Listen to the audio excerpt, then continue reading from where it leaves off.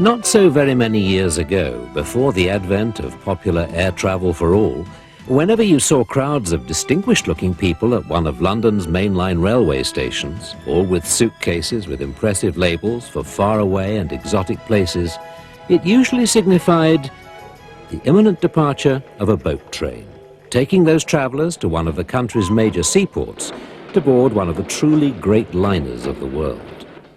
Like the Chazan here in London docks. We remember 8 of them under the flags of P&O and the Orient lines from the 1940s to the 60s.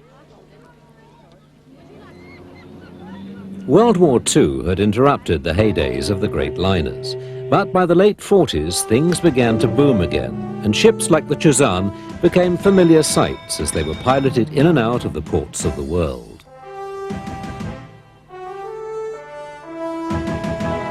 The Chazan was built in 1950 at Vickers Armstrong's Barrow shipyard for P&O. At 24,215 gross tons, she was the largest ship built for the company for the Far East service.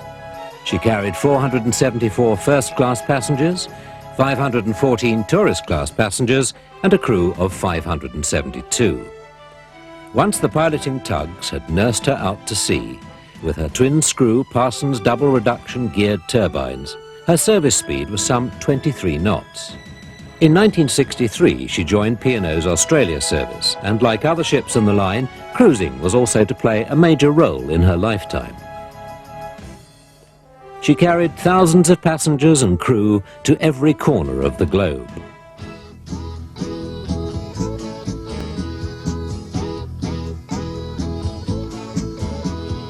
I do believe my eyes are telling me lies.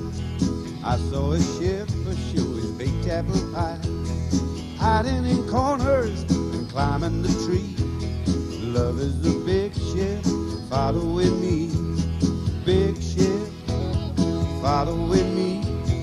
Love is With all the work already done for you, there was a gentle awakening to breakfast in bed, the ship's newspaper, and time to make an easy start to the day.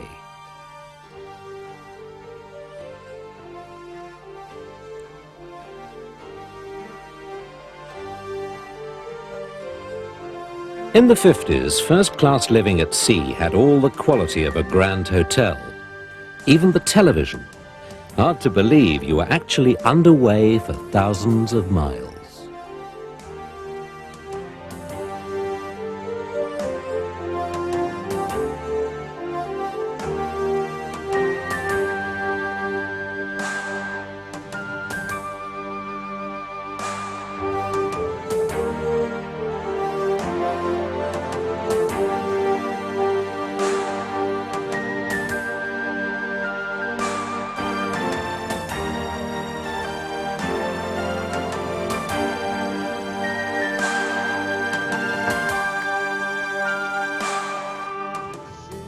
following me. Big ship following me. Love is a big ship following me. Just like a big ship, just like a big ship, just like a big ship following me, following me.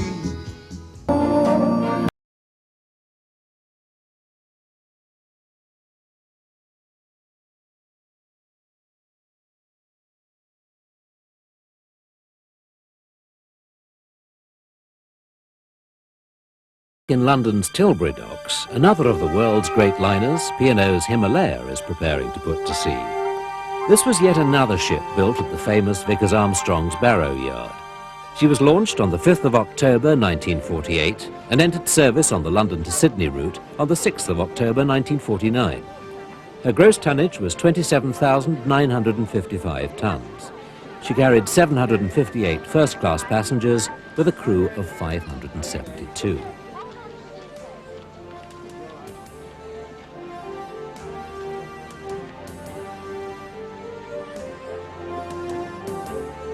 Her Parsons turbine single and double geared twin screws gave her a top speed in excess of 25 knots and a service speed of 22 knots. She later became a one-class ship carrying 1,416 passengers, and her voyages were extended to include the Pacific, West Coast America and the Far East network, as well as extensive cruising around the world. This time the Himalaya is Australia bound. After some sociable times through the Mediterranean, in the early dawn she reaches Egypt and Port Said.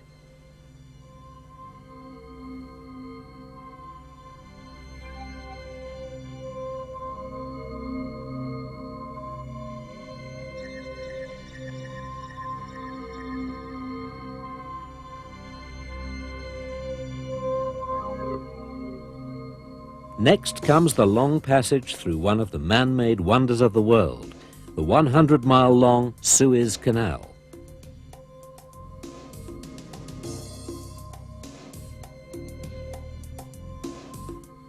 Here it really hots up.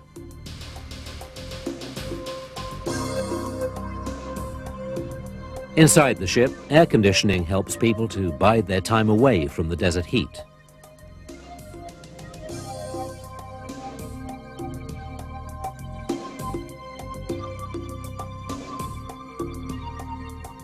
Eventually, even the most resilient sun worshipper retreats from deck, a long and not very scenic part of the route.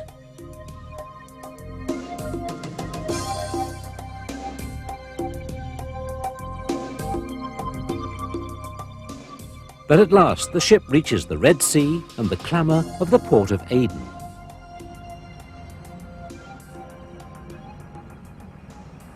Much cruising later, and the Himalaya is down in the Pacific, east of Australia. This is the officer of the watch speaking. The whole of the length of Lord Howe Island is now in view from Gower Islet on the starboard quarter to Phillip Point on the starboard bow. Lord Howe Island is a dependency of New South Wales and is 436 miles northeast of Sydney.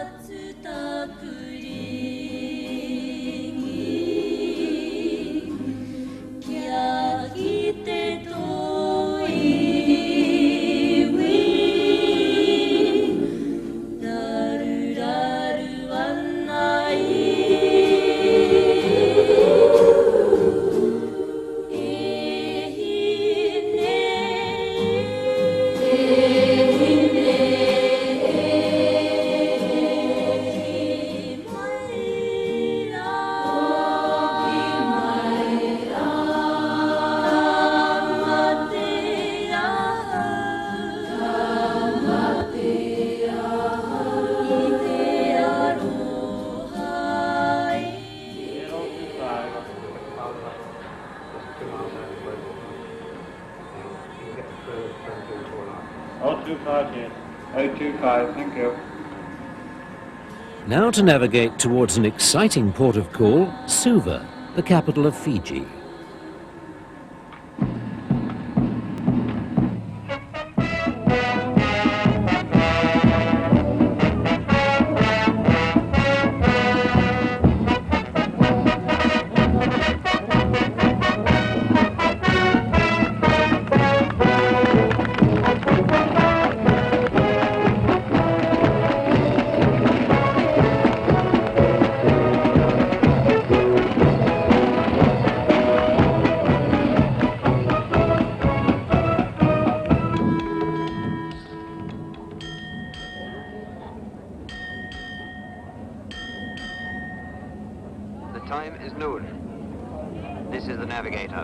From departure Suva until noon today, Himalaya has steamed a distance of 300 nautical miles at an average speed of 21.74 knots. The air temperature on the bridge is 72 degrees Fahrenheit, that is 22 degrees centigrade, and the sea temperature is 77 degrees Fahrenheit, 25 degrees centigrade. Himalaya is expected to arrive at the entrance to the Havana Passage at approximately 05:45 tomorrow. Don't you cry, true lovers never part. Though one may be miles away, I'll keep you in my heart. Skies of 1,000 colors fade with the setting sun. Rocks that mark our homeland. The Orsova out in the warmth of the Pacific. And while the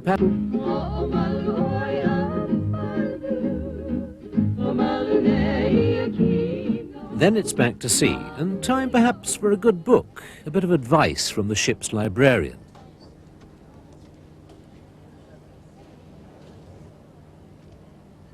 Or much less.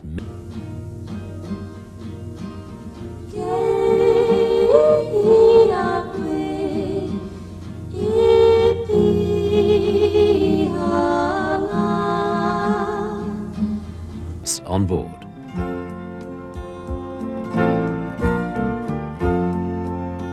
Come the morning, sure confirmation that they had arrived as the Orsova passed under the massive span of the Sydney Harbour Bridge.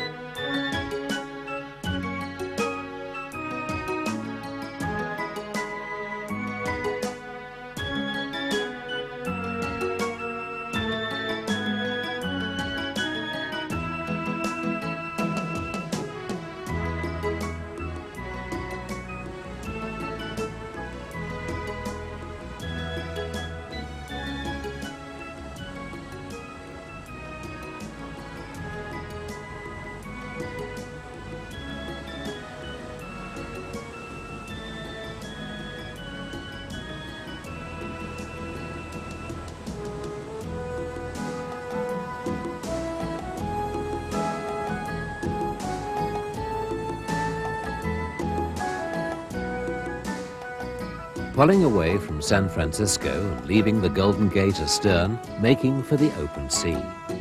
First, it's south to pick up passengers in Los Angeles, then north to Vancouver, where several hundred more come aboard for this extraordinary voyage.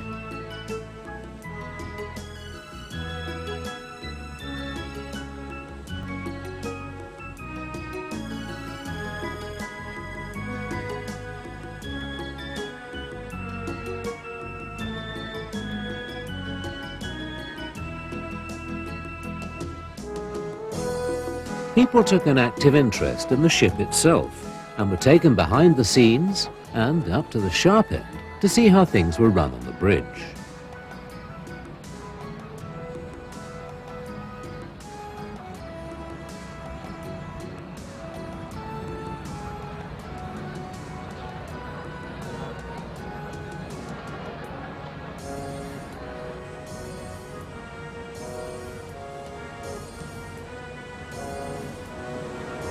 There were even lessons for those who took an interest in navigation.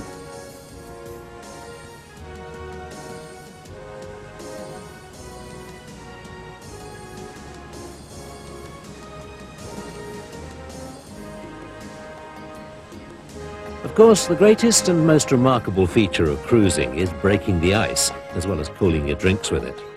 Barriers soon come right down, and with very few exceptions, passengers become quite different. Friendships can be instant.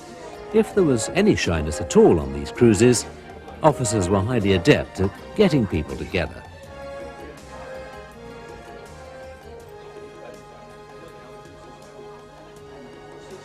For Americans and Canadians, there was their home cooking, plus the flavour of traditional English fare, before the eerie spectacle that they'd all come to see.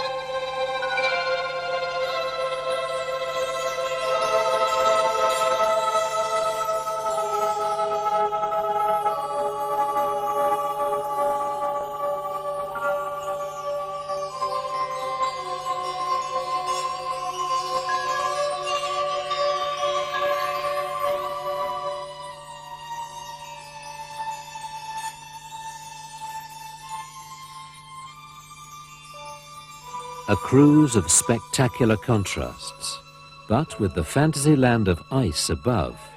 Down below, it's show business as usual as the pianist warms up on the keyboard of the Greenwich Room. Tonight is music hall night.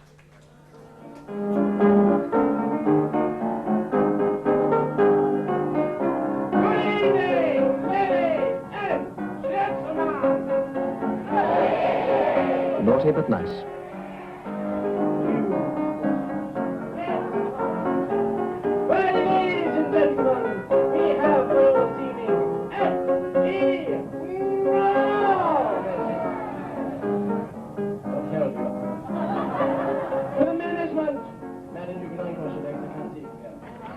Then there's horse racing.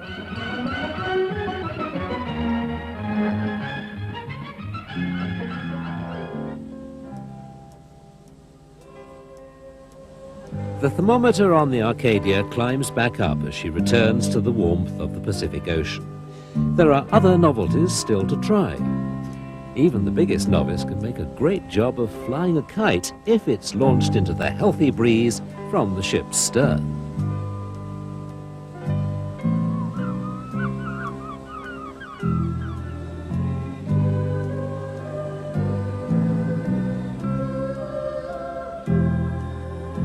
Home is not far away now, so it's time to make the most of the sun.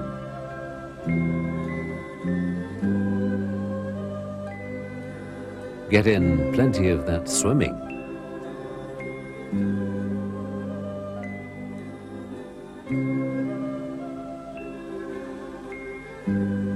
And there does seem to be an awful lot of beer to finish up.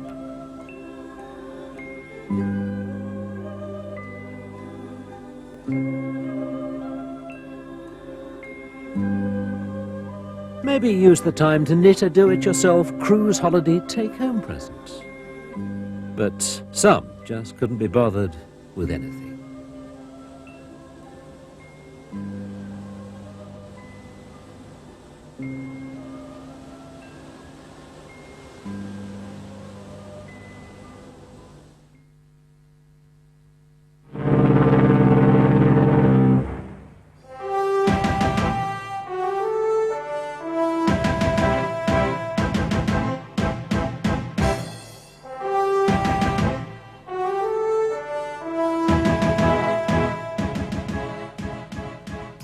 In 1954, when the Orient Line extended its routes across the Pacific to Hawaii and the North American west coast, it also extended its voyages way beyond Sydney to create a wholly new service.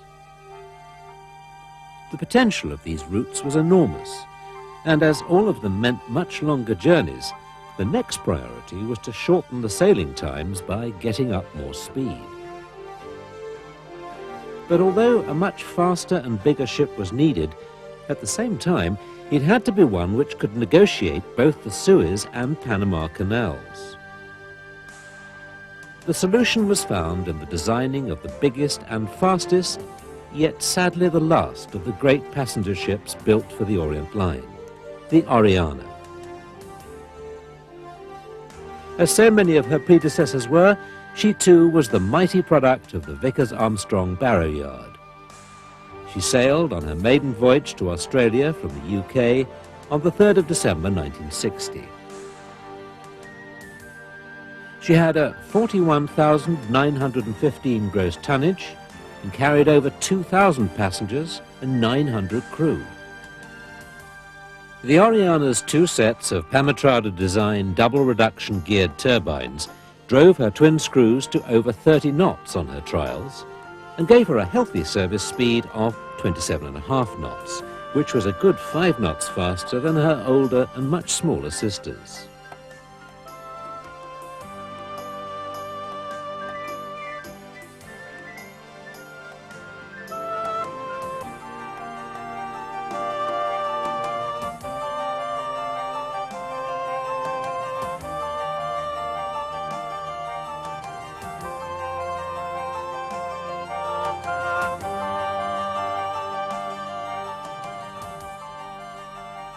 Putting her painstaking design to the test, the big ship has some nifty navigation ahead.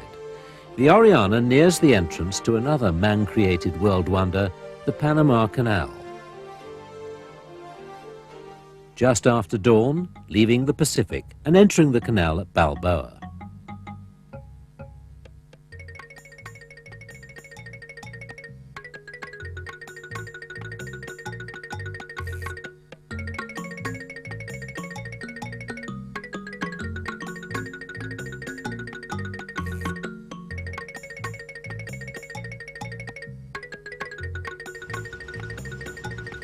One of the mighty mechanical mules hauls the nearly 42,000 tons carefully into the first lock.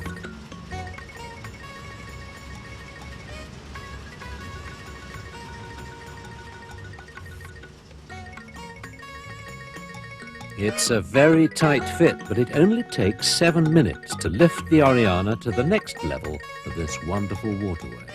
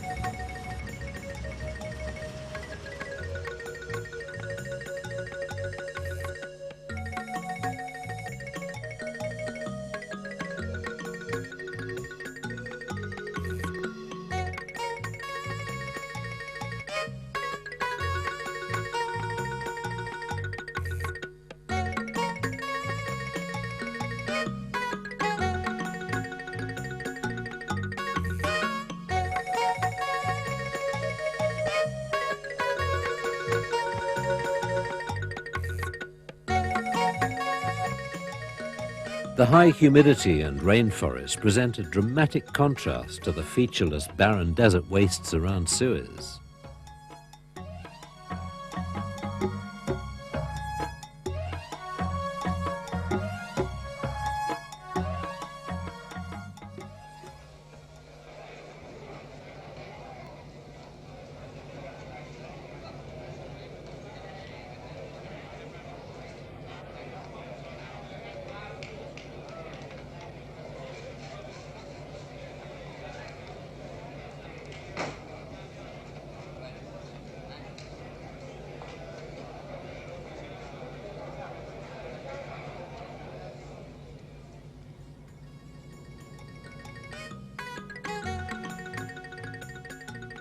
The Panama Canal was hewn out with just picks and shovels, hacking through almost impenetrable jungle. A constant workforce of 40,000 men were committed over 10 dangerous years. Apart from the physical hazards and accidents, disease took a terrible toll. By the time the Panama Canal opened in 1915, 6,000 had died. No trace of that years later, as the passengers enjoy its splendor. The last of the mighty locks get on, and a gradual descent of 85 feet to reach the Atlantic approach.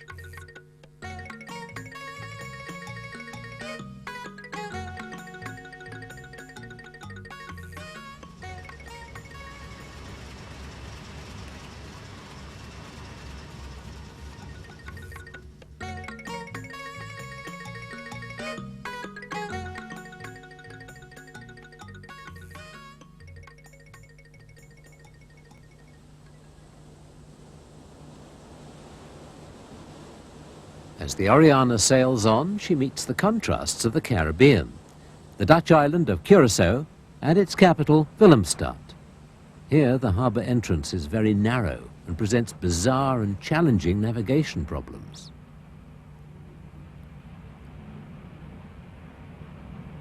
Ships are literally on top of the town, and one hotel in Willemstad is the only one in the world to have been insured against ship damage.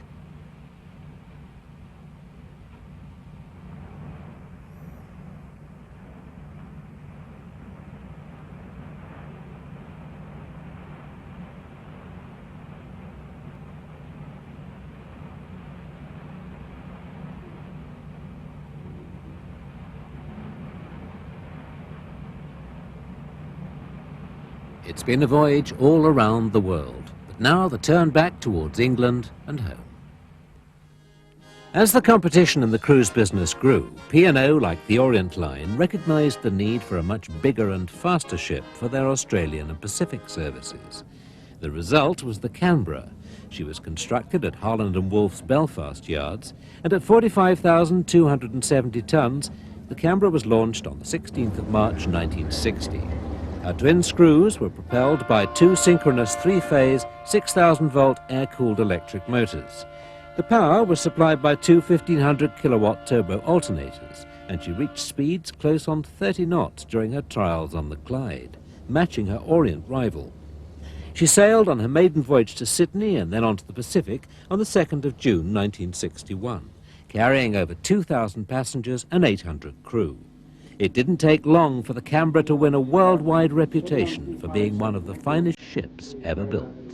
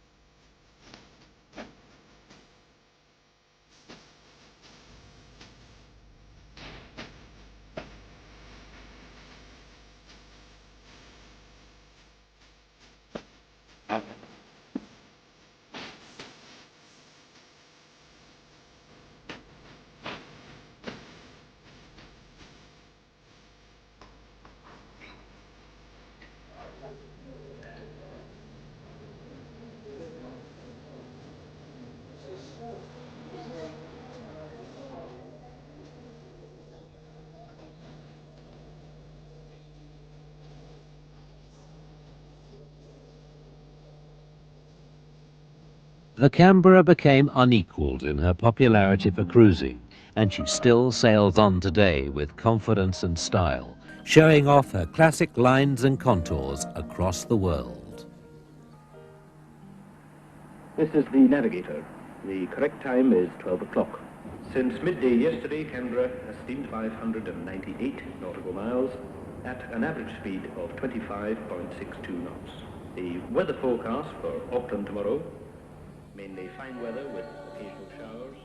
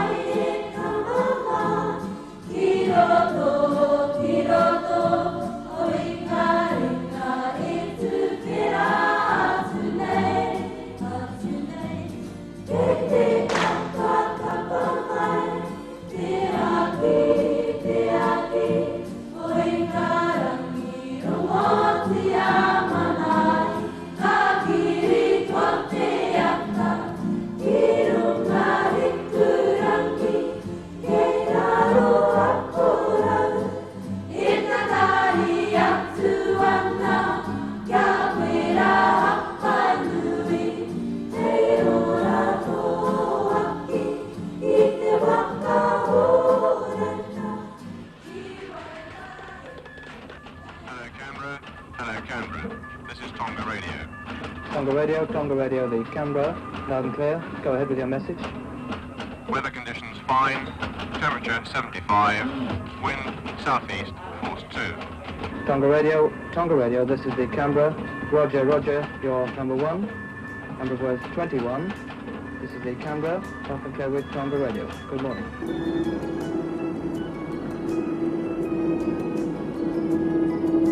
Bearing at the end of the land there, the northern end. 165. 165. Good.